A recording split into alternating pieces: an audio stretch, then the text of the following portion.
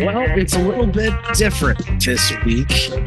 We are utilizing Zoom. So shout out to the makers of Zoom. I think they're in Canada or Japan or maybe even Greenland. I'm not totally sure. Wherever the hell they are, thank you so much. We do love your Restream, but we didn't get there. My name is Joey V. I am the host I'm basically the host. I do the Blind Knowledge podcast. I've been around for a minute. I do Blind Knowledge. Check us out. We got 26 podcasts. We got live streams. We got digital content. We can show you how to do it too. We can show you our studio in a box. We got that for you. blindknowledge.com. But more importantly, enough from my shill. We have a very special guest on. She's an author. She seems like a free thinker. We're going to get to know this woman a little more. She's got some things to teach us, I think. Phyllis, welcome to the show. Thank you so much. Wonderful to be here. And I'm glad you're here too. So let's get right to it. You got a brand new book out, right? Right. All right. America in Therapy. What's the book about and where did the inspiration come from? Yeah. And let me just say, it isn't in print yet. I have a publisher and I'm hoping that it will be out by next spring. Okay. We got the inside scoop on this. You got the inside scoop. That's sure. Pretty cool. So what's going on with this book? Okay. So I have been a psychotherapist for way over 30 years, and I have so much experience working with what drives people, what hurts people, what helps people, what helps us thrive. And one of the big contributions of psychotherapy over the last 30, 40 years, perhaps, and maybe it's a little longer, is the introduction of the whole idea of family systems and family therapy. And that was a big move in the world of psychotherapy and psychology from a looking at an individual as sort of like, what's wrong with them? What are their complexes? What are their neuroses? What's wrong with them as an individual? And the whole idea of family systems theory and family therapy blew that out of the water. And we've come to understand that we are so much a product of the family systems that we're a part of, that condition us, that teach us what to believe, how to behave, what the role models are for men and women, how you deal with conflict. The list goes on and on. Well, I mean, that's where we learn, right? That's where we grow, literally. Yeah. Literally. And so our family conditioning has a lot to do with who we become in the world and how we cope and how we see the world and what we expect from ourselves and others. And we also have realized that the family system is actually bigger than the family that you're born into. A workplace is a family system. A place of worship is a family system. A business, a government agency, because we play out the roles that we kind of learned in our family. One person learns kind of to be the good girl or the rebel, or the one who disappears and nobody sees them. Or people kind of slide into roles. Do you find that happens in all really family dynamics? Yes. Wow. Yes. And part of it's nature and part of it's nurture. And, because I think people do come in with an individual nature. We're not just a product of our conditioning. You can have two people in the same family who end up playing very different roles in that family. And part of that is because of the conditioning in the family, but I think part of that is in our individual nature. But what we can do something about is nurture. I may be born, a quieter person or a more outspoken, gregarious person by nature, but I can learn to be respectful of others. I can learn to have good boundaries. That's psychology, right? That's your inner spirit, your inner self learning and teaching and adapting itself how to be better. Totally. And how to be functional in a world where we have to get along with other people in order to survive in some way. Yeah, it comes in handy. That's for sure. And there's so many of us. Yeah, we're bound to intertwine and interlink, especially depending on the industry we're in, for sure. Right. And so, where the book kind of got born was in a couple of impulses. One was, I had so much training in working with children and seeing the effects on them from their family dynamics. And in my early years of being a psychotherapist, I worked quite a lot with children, and the vast majority of children that I saw were coming to therapy because they were having symptoms that were a result of conflictual divorce situations among their This parents. is interesting because I started therapy as a small child, about 4, 5 years old, when my parents Wow. divorced. That's when I started this whole ordeal. I guess it's not an ordeal. That's negative. It's like a journey, or just it's a Yeah. discovery, and I'm still in it. My mom keeps asking me if I've gotten a therapist yet lately, and I know I should, because I know how healthy that is for me, Hmm. just to have a third party to speak to on things, and be out of that family dynamic, and be out of what my comfort zone is. Totally. Do you see, does that happen a lot for other people? Like, do they come just to, let me ask you just that off the cuff. Like, why do people, do they ever tell you why they go to therapy? Like, why Oh, do they they go? always do. And, Do that's they? one of the first questions you ask, of course. And sometimes there's layers underneath what a person might present Mhm. as the originating symptomology or Like problem. traumatic events, or Yeah. maybe not being, I don't know. I don't know. I'm not a psychotherapist, so I have Well, no I idea. can share with you there's such a wide variety. People generally come because they're in pain. That's the number one motivator for people to find help. Just like if your body's in pain, you look for a doctor. Yeah. And when your Yeah. Yeah. heart and your mind are in pain, hopefully, you look for someone who is knowledgeable in how to help you deal with that. For me, like I said, I've been in this since I was 5. Like, that's what I know is it's a healthy way of dealing with certain things, Right. so that other consequential things don't occur. Right. Exactly. That's exactly it. And that's you pointed out to what part of that whole dynamic is that brings a person to therapy. They're in pain, and the relationship isn't working. They're not getting along with their spouse or their children, or they're having a hard time with their boss or their employees, or Mhm. they are not happy with their place in their community, or they've failed at a business, or something has motivated them. But it's pain. That's the word. That's the key word here. The key Capital word. P is pain. And you don't joke. You don't joke about it. I mean, pain is a serious word when you break it down. No Right. one likes to be in pain.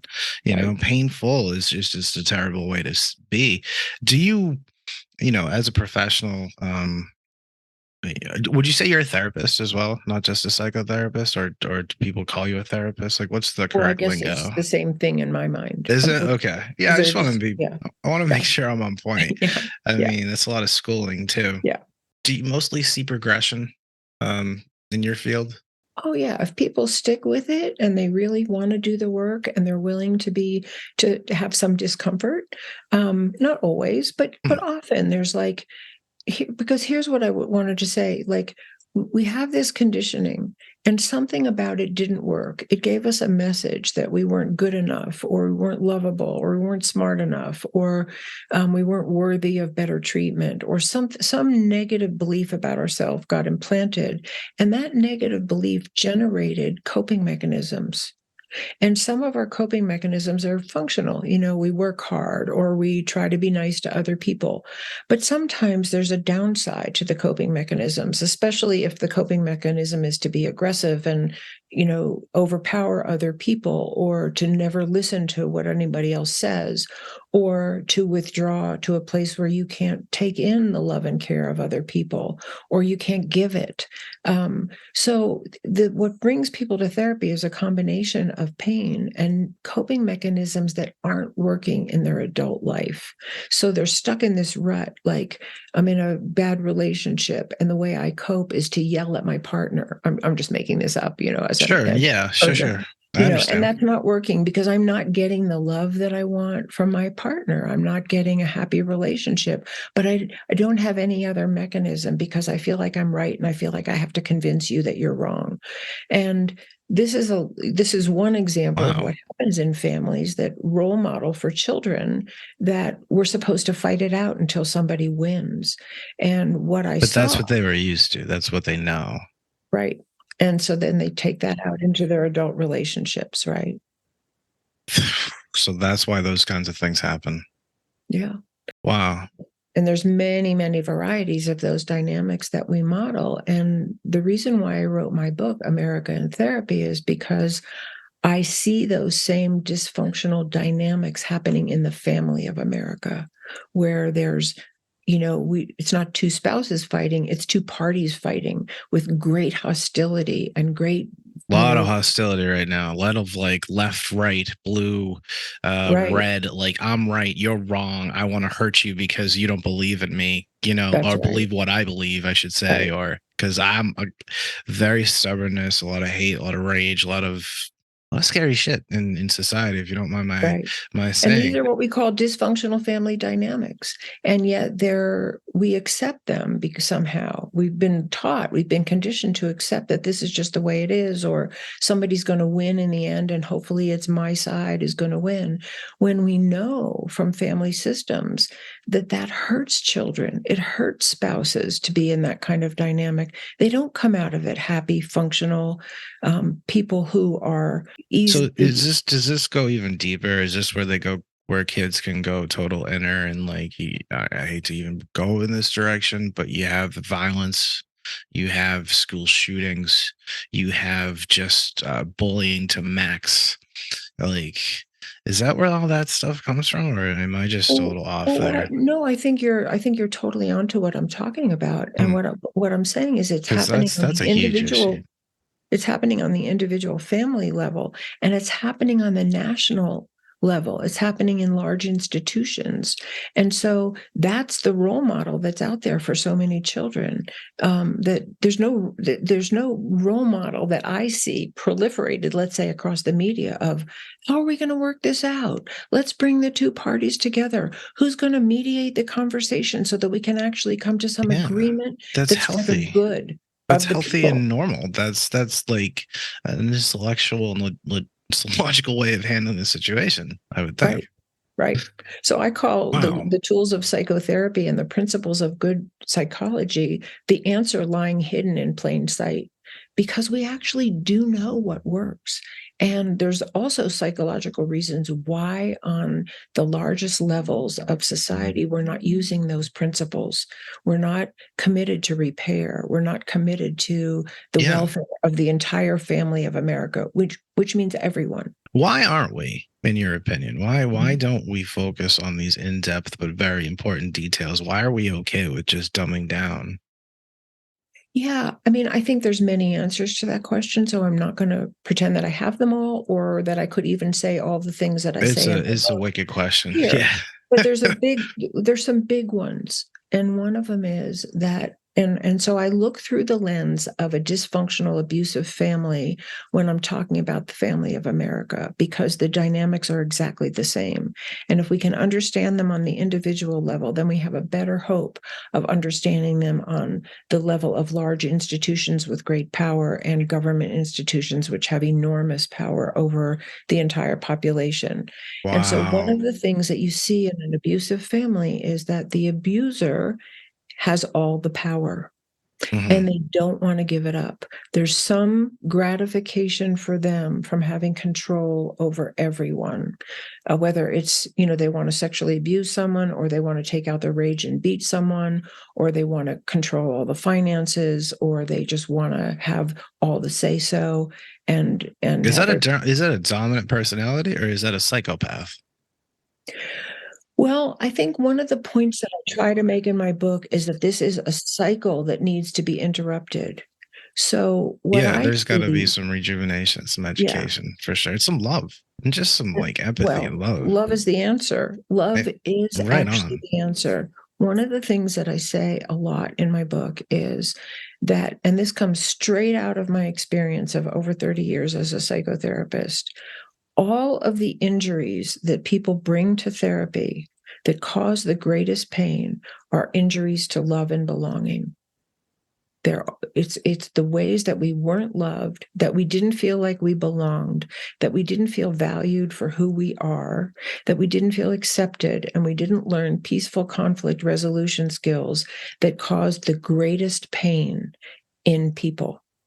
Love is the answer. And love is not part of political discourse today. And that is the big missing. Love and all of its, nuances and all of the dynamics that create a loving family environment are not part of political discourse. And that's why one of the big reasons why we are in so much trouble. Hate, it's easy to weaponize. Yes. Hate speech is very easy to weaponize. It's just been happening forever. You're absolutely right. And that's what's happening. But let's talk about some other cool stuff that you got. You got 2 other books, so we got to let people know. And I especially want to know what is up with this one, A Light in the Darkness. Yeah. Yeah, I wrote that book first. And actually, I wrote that book before I thought I was going to write America in Therapy. So that book is really autobiographical. And that is my own journey from having been abused in my own childhood and the after effects of that really pervaded my life in a very, very, very difficult way. For many years, I was one person who didn't remember what happened to me. I think some of what happened to me happened so early on in life that it was sort of pre-verbal and pre-memory, but it definitely colored my life. And I think many people don't know that what happens early in life has a huge conditioning effect. We are wired for love and connection. And when that connection is broken and our bodies are hurt or our hearts are hurt, we suffer and we become symptomatic. And so it doesn't go away, you're saying? It doesn't just roll off. Damn. And actually, that was one of the other big motivators for writing this book, is that I think a lot of people don't know that it doesn't go away and that they're suffering from things that are not their fault. They're suffering from things that happen to them that they have a right, and we hope can find some healing for, rather than what we do as a society is we blame people for their symptoms. When people become aggressive as a result of being hurt, we blame them. When they become passive and helpless, we blame them for not standing up. And when they stand up too strong, we blame them for that. And when they tell the truth of what really happened in a society that doesn't want to hear it, just like some families don't want to hear what really happened, we hurt them and we silence them. Sometimes nothing's ever right for some people, Phyllis. Some people that's just how they function, which is a really sad way to be. And they should be outliers in society, in my humble opinion. Because we're not getting which anywhere people with are that. you talking about right now?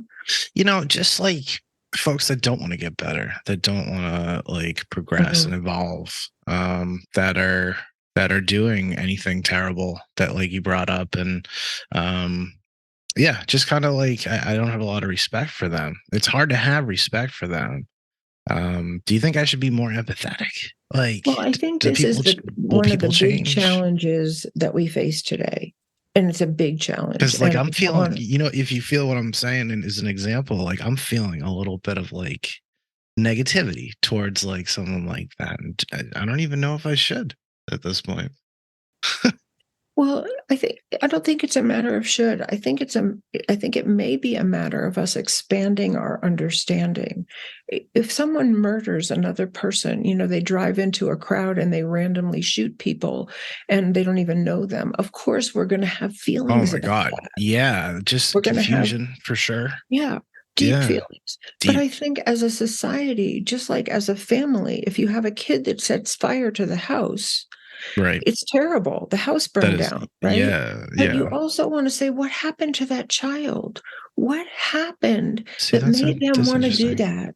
Yeah. What happened in our families and in our social structure as a whole that made someone want to randomly kill other people? And why is that accelerating? Why is that accelerating? And why is that becoming an award? It's right. You're a famed, right? What is there's something off there. That's not a regular thing. There's something that's got to be added to the DSM, I think, because it's crazy. Yeah. And also, Phyllis, you have one other book This one I don't have the link called to. Into the Fire. Yeah, what's up with this? What are And we that was a burning? continuation of A Light in the Darkness. Those two books are very autobiographical, and they are really about the spiritual journey that I made in as part of my recovery from what happened to me in my childhood that was such a mystery to me and that had caused me so much pain and so much distress until I began to really uncover what had happened. And then I had like a hope of healing, and I really was on a path of healing. And part of that was a reclamation of, I call it a spiritual journey. I think another way of saying it, because we all have such different ideas of what spiritual is, reconnecting to your essential self. And I would say that. And I think the best therapy does that too. I've worked with some people who have Phyllis, had I hate therapy, but I you know I hate need it. therapy. I hate it. I Tell hate me having to why. go. I don't know why. I never look forward to it. I know it helps. I know it's cool afterwards. I hate going. I hate having But say to go. more about that, because I think that's such a valuable thing to share with people. Yeah, Because I would rather talk to a random screen on YouTube and just random people that I don't know than have to think about what I'm going to say to a therapist in that 40 to 50 minutes of time and how that's going to go. That's my anxiety just rolling right so there. do you fear being judged, or do you fear being vulnerable? Are you afraid you're going to uncover something that's going to be uncomfortable? What would you Yeah, that say? one. Yeah, I That wouldn't. one, Think things will become uncovered. They can become uncomfortable. It can be vulnerable. It can be a right? very vulnerable moment, and to be Right. out of control. In a conversation like that where emotions kick in because old events kick in. It's like a spiritual experience sometimes it's like fucking hell, excuse my language, but Hmm. sometimes it's just a regular Thursday. It's hard to explain. um but I honestly think everyone should go to therapy, Mm. because if I got to do it, everyone else should. No, I'm just kidding. But it's crazy. It's always helped, we'll say that. Just to talk to somebody different sometimes Yeah. is even just cool, Yeah. you know? I think vulnerability is a very big issue, especially in our society, because we generally sort of like the image of someone who's invulnerable, somebody who's got it all together and they look fine and they're successful and they know what Yeah. to do, and and the truth is most of us aren't really like that. So And true. So true. I try to carry right, myself like that on a live stream for sure. And right. dude, I just put this shirt on, like I or maybe my head's totally not in the game, but I still have to be in the game. Like we're all just wounded birds, it feels like. Yeah, yeah. And so one of the beauties of good therapy, when it's good, is that you can go into those scary places with someone who's not judging you, with someone who has some idea of how to guide you through those places to, when I said the title of my first book was A Light in the Darkness, I really felt like I lived in a lot of darkness, and my inner work and my journey and the people that I worked with helped me find a crack in that darkness and to let some light in. And the pain that I went through, and sometimes therapy was not fun for me as well, was so worth it. It was so worth it. It's sort of like when you have a splinter, and you don't want to pull it out because you know it's going to hurt. But when you That's get it out, it's amazing, it's right? amazing, but you got to It's dig and get amazing. that thing out. Yeah. Yeah. And I feel that for our country. Yeah. And it's like some people say it's not masculine to do that, like Right. or whatever. Like I could care less. Like I think it's as alpha as it gets to speak your piece on something, and to Yeah. get that negative or even maybe positive energy out. It's Hmm. just like you got to work out because it gets that sweat out. You got to have love and affection because that works that kind of part of your life and your Right. chemicals. And just like heart to heart conversation, I think is another like neuropath. I really do. Yeah. But you bring up a good point, because I think men more than women are taught in our culture not to be vulnerable, that it's a sign of, being effeminate or weak or whatever, when in fact, And I can say this unequivocally, it takes tremendous courage and tremendous strength to be vulnerable, to really let yourself be intimate about the not so beautiful parts of yourself, or the places where you have pain, or the places where you've not been so kind to other people. We all have that. It's part of our conditioning. And one of the things that I talk about in my book, because I think it's so important, that vulnerability isn't just about the pain that I have suffered because someone didn't love me or they didn't treat me well. It's also the pain that I suffer at some of the mistakes I made, some of the things I wish I could go back and do differently. And if as a country, we could actually embrace that kind of vulnerability and that kind of honesty and say, we enslaved Black people. And now Yeah. we're blaming them. Yeah. We tried to destroy the Native Americans. What effect did we We have did. on generation after generation? We still haven't passed the Equal Rights Amendment. So women are still not entitled to the same salary as men in an equal job. That is Still, just outrageous. that's And yet, crazy. and yet we can't just say, what are we doing? This is something we're responsible for. We're It's almost like accountable it takes for. someone to bring that up. That it's almost like there has to be someone to actually make that move and jump out of Mhm. the regular old trough and just make moves and say, hey, what we're doing maybe Is wrong. isn't right. But sometimes being that person is the hardest person to be, even if But there's no question about it. it's the right thing to do. Well, these are our many martyrs. Look at the people who've been martyred. They were standing for love. They were standing for humanity. Yeah, John Lennon is the first one I can think of. Yeah. But it goes way deeper than that, for sure. Mm-hmm.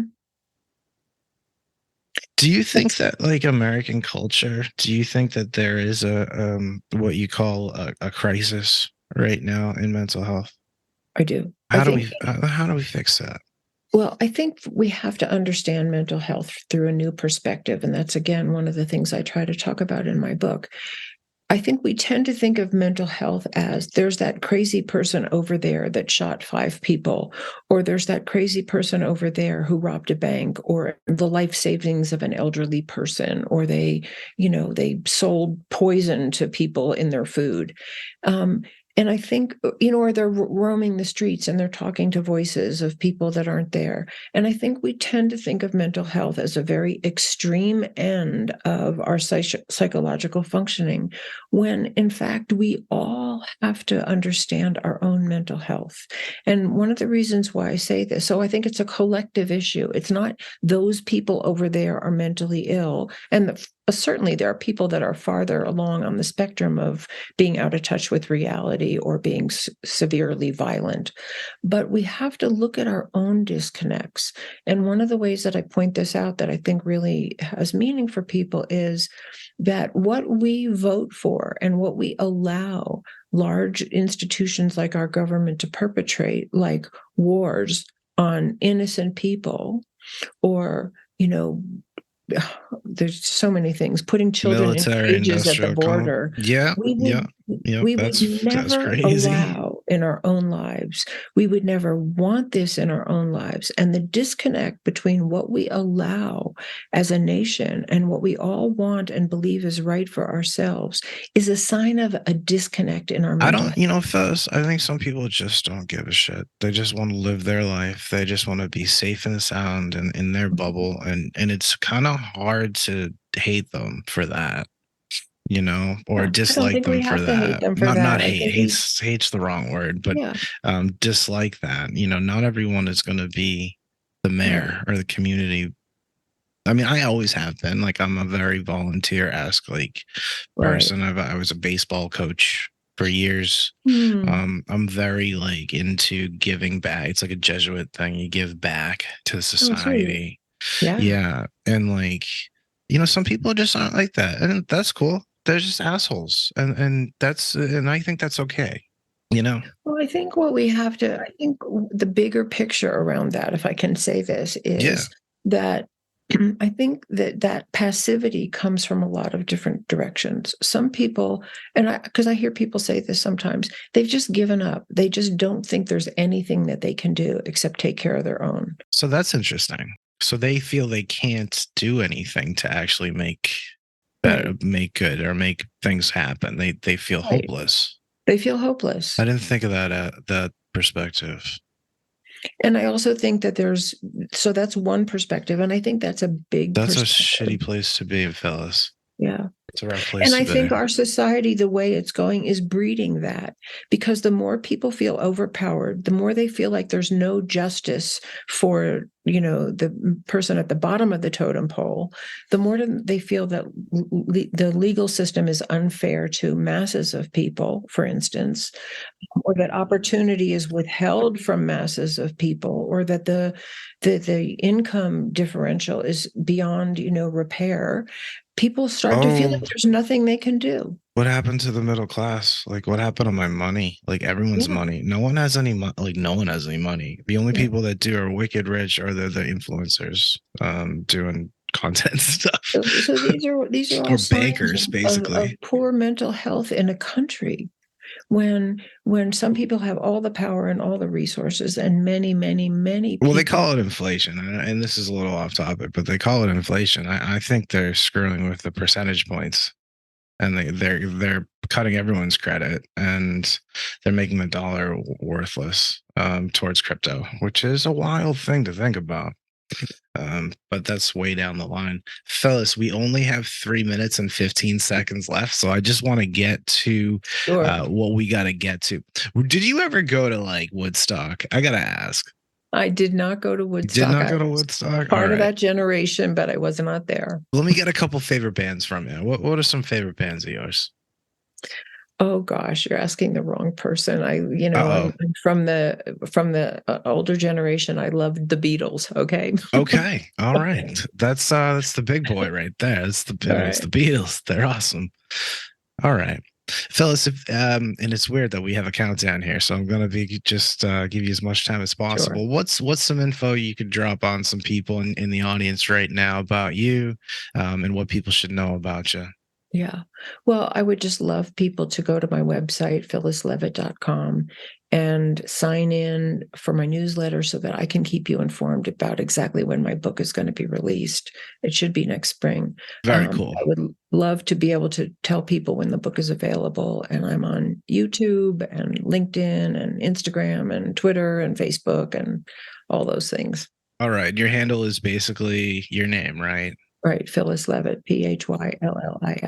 All right. Well, we did it, Phyllis. We did it. We did the interview. We did it. It's a big round of applause for everyone in the Zoom here. All right. Thank you for joining me so much. And thank y'all for watching. Definitely stick around for the next one. And definitely go check out that book, y'all. And go sign up. Make sure you get those alerts at phyllislevitt.com. I'm Joey B. This is the Blind Knowledge Podcast. We love y'all. Peace.